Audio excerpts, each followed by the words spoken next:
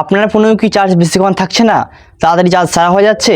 তাহলে এক্ষুনি আপনার ফোনে 3টে সেটিং অন করুন।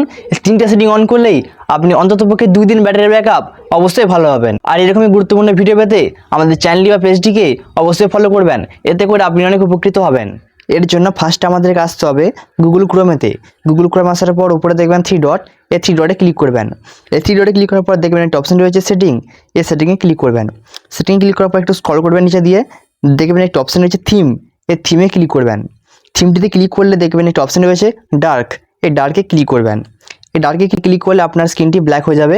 সিম্পলি একবার ব্যাক আসবেন, ব্যাক আসার পর একটু নিচে স্ক্রল করবেন, দেখবেন একটা অপশন রয়েছে সাইট সেটিং, এটাতে ক্লিক করবেন।